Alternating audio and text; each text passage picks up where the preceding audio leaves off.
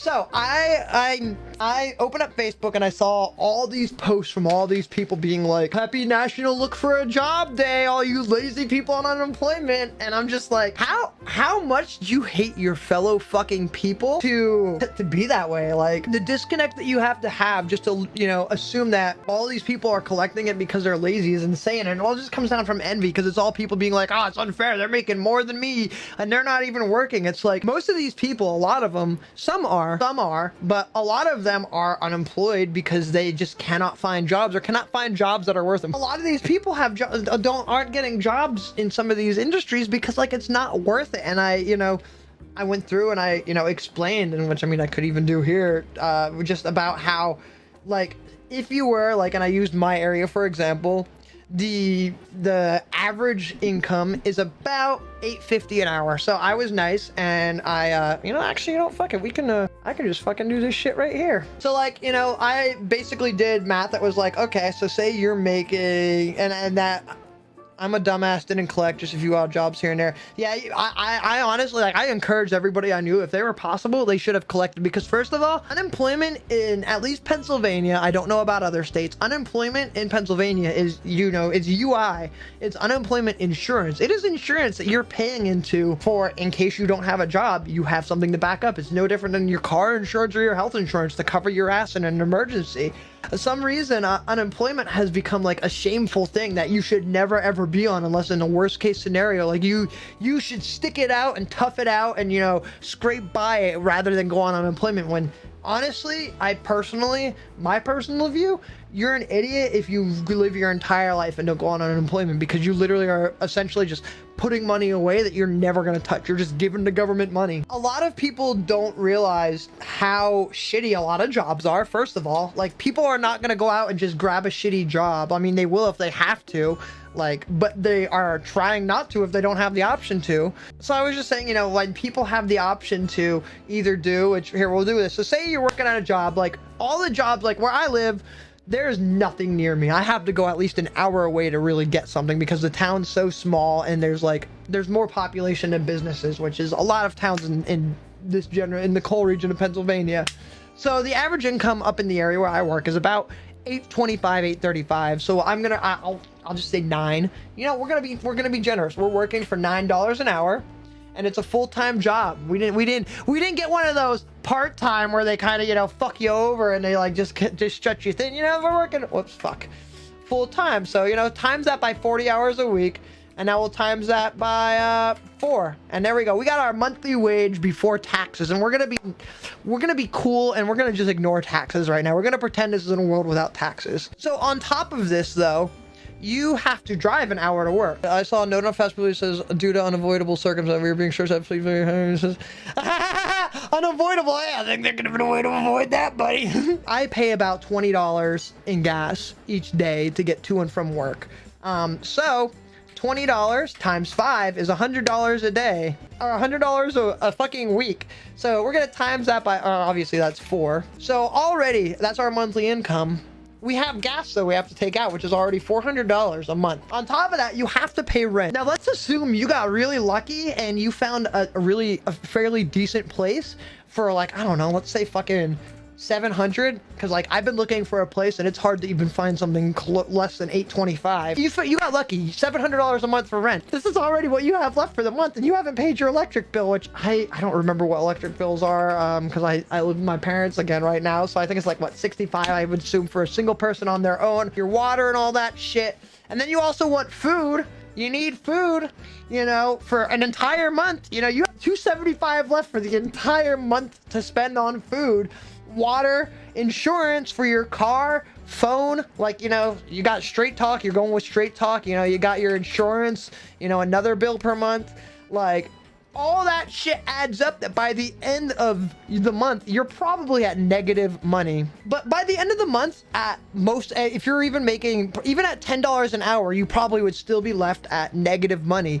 At that point, why is it worth your time? Like, literally no human being wants to work in a way that, like, they get nothing to show for it. They have negative to show for it, because, like, I've lived in that position. It's not fun. You literally hit a point where you're like, why am I doing this? I don't have money. I don't have time to do anything. I'm stuck driving all the time. Like, what do I have to show for this other than lots and lots of stress because I still can't afford to live? After all of that, you're at negative money already. So like, that's why people aren't jumping at these jobs, because on top of that, on top of just the money side of things, you also then are dealing with terrible fucking human beings who think that you're working a child's job, a job for high schoolers. You're dealing with people who literally act like they're entitled to whatever the fuck they think they're entitled of. There is just so many different things that like that you also then have on the social level of it that just make it so not worth it.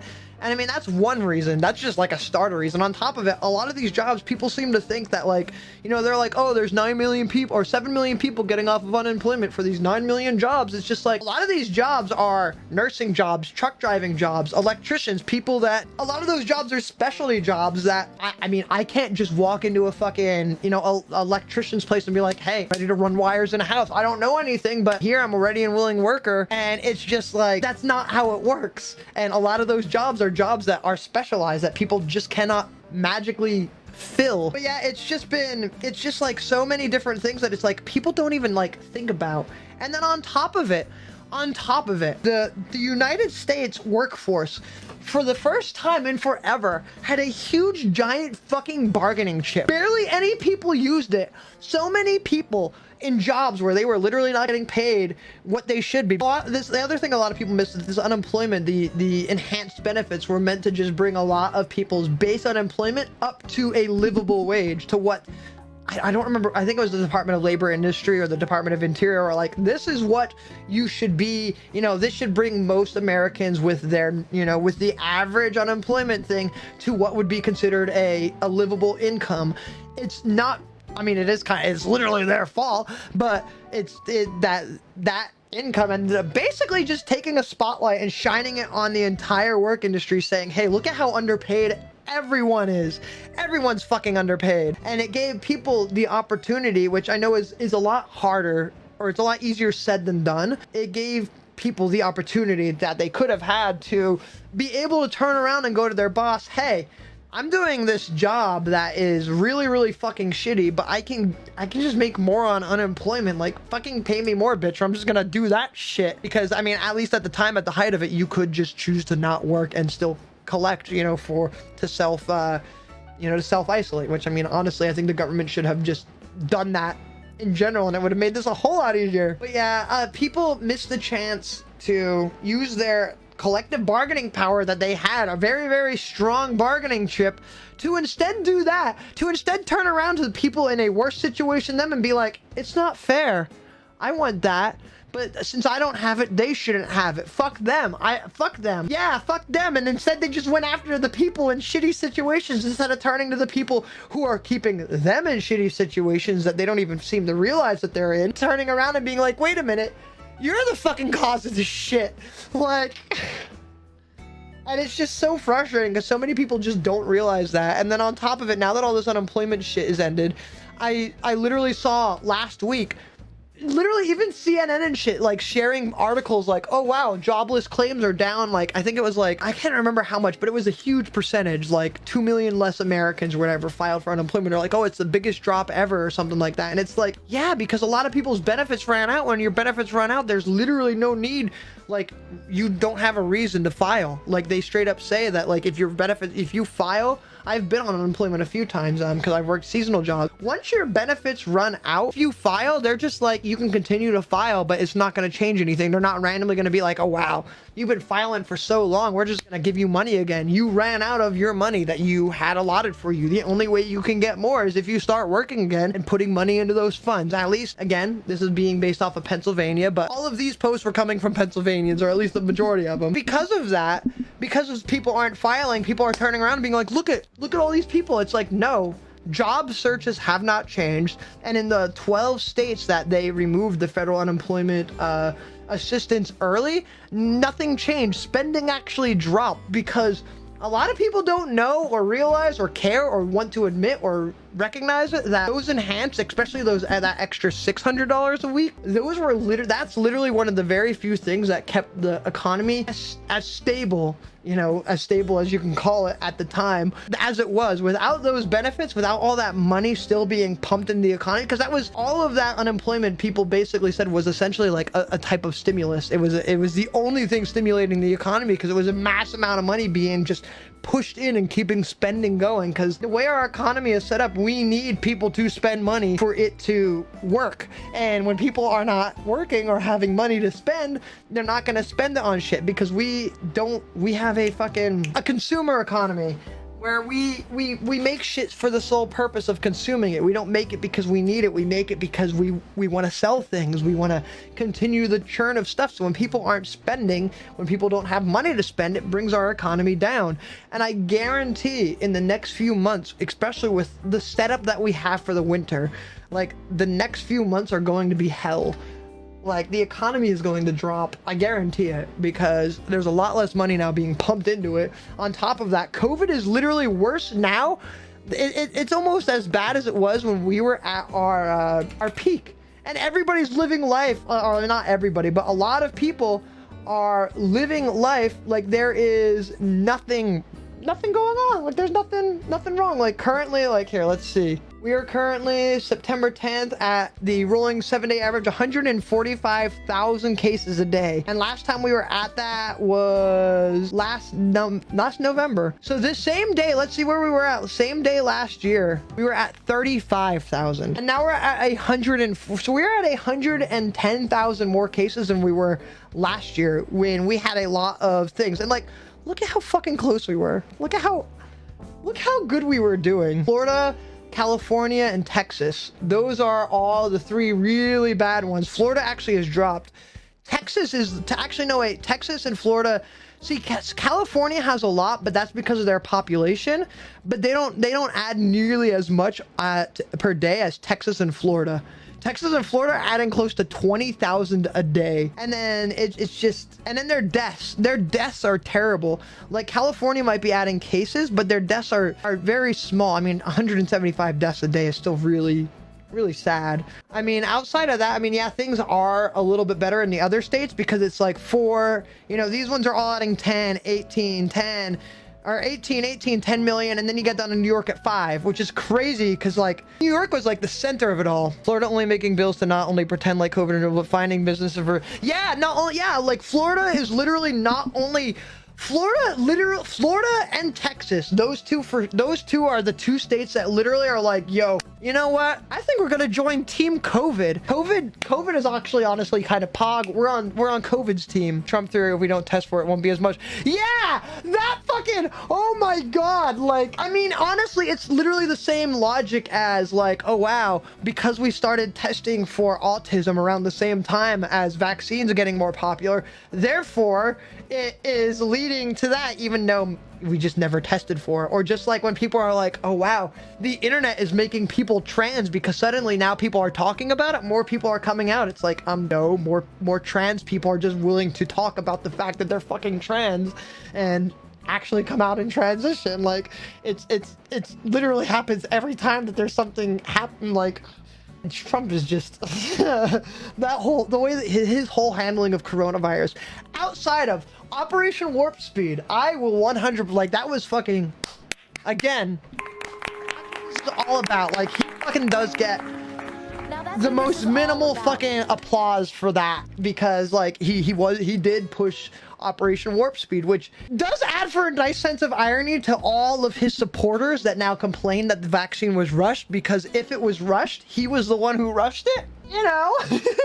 I feel like this winter is gonna be dark as fuck, and like I mean just socially, because the unemployment benefits ended. COVID is about to probably will peak higher than it did last year. Like so Operation Warp Speed was the plan to develop the vaccine. So that is why it was basically a plan to basically make everybody work together, pump a shit ton of money into the research. That basically they did the Plague Inc. thing where they were like, all right, the world is now prioritizing the cure. You have this long to do it. And that's basically what Operation Warp Speed was. And it worked out really well. That's how we got the vaccine in less than a year. And I mean, part of that also helped that we had a lot of the research already done because, you know, like I said earlier, the SARS-CoV vaccine has been being worked on for, I think, 15, maybe even 20 years. And it was just never prioritized because it was like, we don't really fucking need it.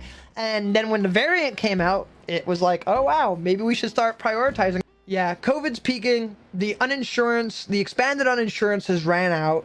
And on top of that, the eviction moratorium has also ran out. So that's also a thing. So COVID is at its worst.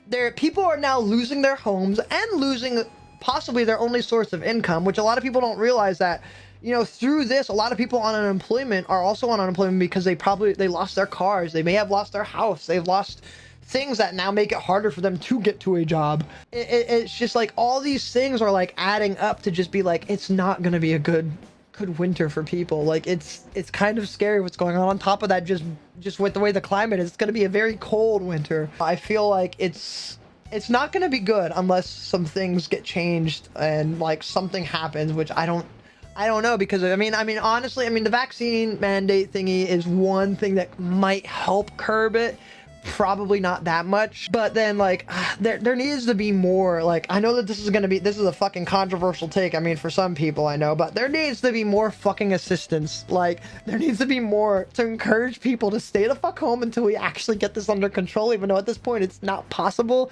And I know that like people would not, they just won't. They'll be like, we did it enough, you guys. They'll literally turn around and be like, that's what you said last time, and look at, now we're doing it again, when they're completely missing the fact that it's because they literally didn't participate in the lockdown last time that we're doing it, or would need to do it again, and why, you know, masks are coming back and shit. Flu is going to be back, and they say flu, they think, is going to be really bad this year. But I mean, it also, like, I mean, at least masks, like the masks definitely helped last year with helping prevent it, and a lot of workplaces are at least requiring masks again. So like, even though the general public aren't wearing them, you know, workplaces are. I don't want to be a doomer, and I hope that I'm fucking wrong, and like, I feel free, anybody that's here that heard me make these predictions can come back and say, yeah, Joselyn, you were fucking wrong, and I will be glad to be wrong. But I feel like this fucking winter, it's gonna be shit. It's not gonna be good, and it's gonna be worse. It's gonna be really exacerbated,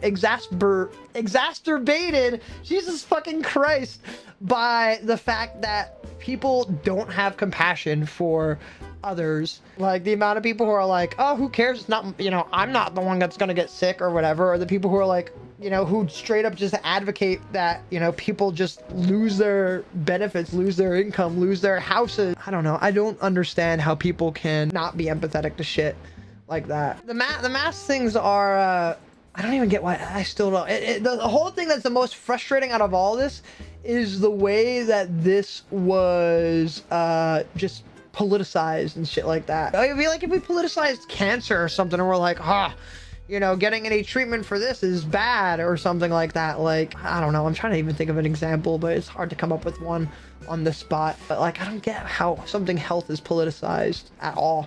Like, it definitely shouldn't be.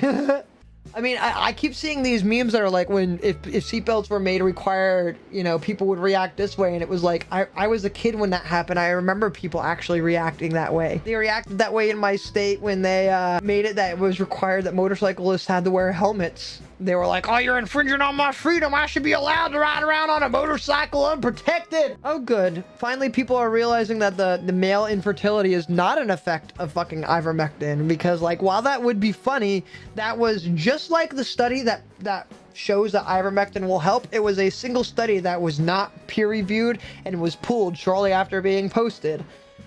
And it's just like, you know, hey, maybe you should wait for at least it to be reviewed, you know, maybe get a few meta-analysis going on before you start preaching it as truth. I mean, I know that most of the people who do that are also people who probably don't even know what a meta-analysis or a peer review is.